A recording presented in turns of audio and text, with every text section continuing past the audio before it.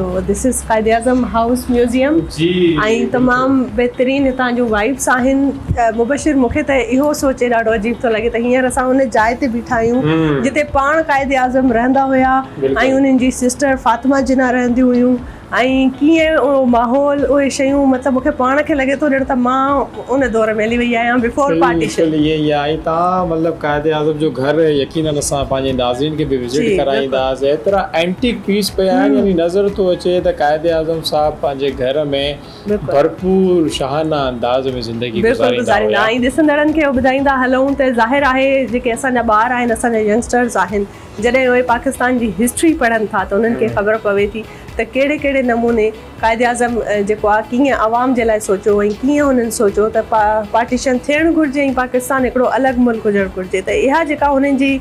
सोच हुई न या उन्हनि जी अपब्रिंगिंग में शामिलु हुई। जंहिं तरीक़े सां उन्हनि तालीम हासिलु कई, उहे लॉयर हुया पाण ॾाढा इंटलेक्चुअल क़िस्म जी उन्हनि जी पर्सनैलिटी हुई। त मां पर्सनली ॾाढो उन्हनि खे एडमायर कंदी आहियां। उन्हनि जी जेका सोच आहे उन्हनि जा ख़्याल असां उहे ई पढ़ंदा वॾा थिया आहियूं ऐं हींअर असां उन जे घर में कराची में क़ाइद आज़म हाउस म्यूज़ियम में मौजूदु आहियूं। ऐं हिन पासे तव्हां ॾिसो था मुबशिर ही जेके क्रॉकरी सेट्स आहिनि ऐं उन्हनि खे गिफ्ट मिलिया ऐं ही सभु गोल्ड प्लेटेड आहिनि। असां पंहिंजे नाज़रीन खे ॿुधाईंदा हलूं त जेको हे साइड तव्हांखे नज़र था अचनि जेके क्रॉकरीज़ इहे जैपनीज़ गवर्नमेंट तरफ़ां क़ाइद आज़म मोहम्मद अली जिन्ना साहब खे गिफ्ट कया विया ऐं हे वरी पासो जेको आहे इहे चाइनीज़ हुकूमत जे तरफ़ां क़ाइद आज़म मोहम्मद अली जिन्ना साहब खे ॾिना विया जेके उहे पंहिंजी ज़िंदगी में इस्तेमालु बि कंदा हुया ऐं अॼु हे एज़ अ म्यूज़ियम जे तौर ते हिते रखिया विया आहिनि ताकी जेके बि माण्हू अचनि उहे ॾिसी सघनि। न सिर्फ़ु अॼु हिन घर में बाक़ ऐं मां मौजूदु आहियां बल्कि असांजे तवसुल सां आवाज़ टीवी जे तवसुल सां तव्हां बि इहे सम्झो त हिन घर में मौजूदु आहियो ऐं सभ खां पहिरियां मां अव्हांखे विज़िट कराईंदमि क़ाइद आज़म हाउस जो ड्राइंग रूम जिते उहे पाण वेहंदा हुया, पाण इम्पोर्टेंट प्रोडक्टिव मीटिंग्स कंदा हुया ऐं मुल्क जे काफ़ी जेको आहे सो मुल्कनि जा जेके वज़ीर आज़म हुया उहे उन्हनि सां मिलणु ईंदा हुया त उहे मीटिंग्स उहे हिन ड्राइंग रूम में कंदा हुआ। So this is the drawing room. So असां हाणे तव्हांखे ॾेखारींदासीं ड्राइंग रूम। हे आहे ड्राइंग रूम नाज़रीन जेको क़ाइद आज़म मोहम्मद अली जिन्ना साहब जो आहे ऐं तव्हां ॾिसी रहिया आहियो जंहिं तरीक़े सां हे सेट थियल आहे, सोफ़ा लॻियल आहिनि ऐं बेसिकली हे हिकिड़ी कुर्सी जेका सदारती टाइप असांखे नज़र थी अचे बाक़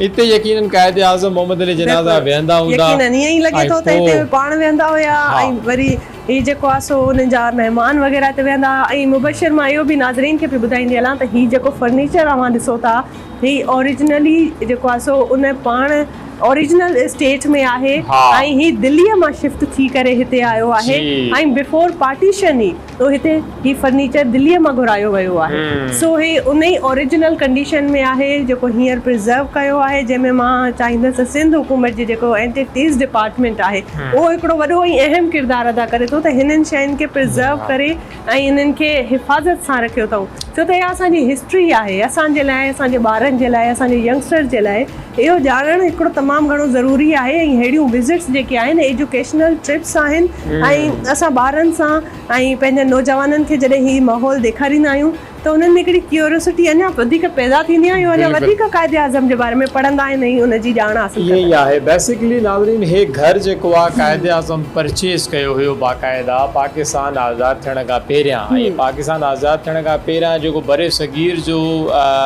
बटालियन जो आर्मी चीफ हो उहो हिते रहंदो हुयो। पोइ बाक़ाइदा क़ाइद आज़म साहब घर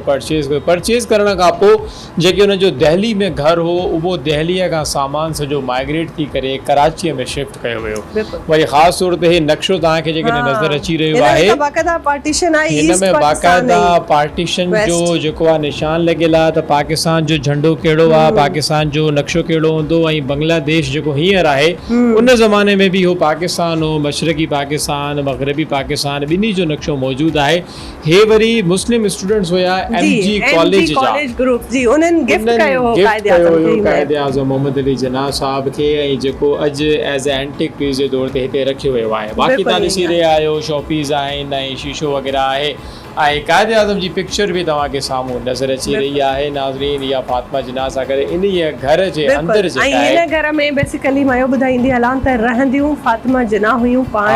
क़ाइद आज़म जो अचणु वञणु हिन घर में हूंदो हुयो कि ख़ासि मीटिंग्स हूंदियूं हुयूं, पंहिंजी भेण सां मिलणु ईंदा हुया त उहे हिन हाउस में ईंदा हुया। कराची में जेको ही क़ाइद आज़म हाउस म्यूज़ियम आहे इहो बेसिकली हिते रहाइश जेका हुई उहा फातिमा जिन्ना जी हुई। ऐं हीअ तस्वीर तव्हां ॾिसो था त उन तस्वीर में कीअं हू पंहिंजे भाउ सां गॾु बीठी आहे ऐं इहा ई तस्वीर हिन शइ जी अकासी करे थी त मादरे मिलत जो जेको हिननि खे लक़ब मिलियल आहे उहा ख़ातून जेका रोल मॉडल आहे तमामु दुनिया में इंटरनेशनली ऐं वरी पंहिंजे जेको आहे असांजे पाकिस्तान में बि जेके रोल मॉडल औरतूं आहिनि उहे उन्हनि खे केॾो एडमायर कनि थियूं। ऐं वरी औरतुनि जे लाइ जॾहिं मां तव्हांखे ॿुधायां त ज़ाहिर आहे जॾहिं असां विमेन एम्पावरमेंट जी ॻाल्हि कंदा आहियूं त उहे मुंहिंजूं भेनरूं जेके काफ़ी मुश्किलात में ऐं मुश्किलनि में अची वेंदियूं आहिनि त उहे सिर्फ़ु हिकु दफ़ो इहो सोचनि त फातिमा जिन्ना जी ज़िंदगी केॾी ॾुखी हुई ऐं उन केॾे ॾुखे मरहले में पंहिंजे भाउ सां उन्हनि साथ ॾिनो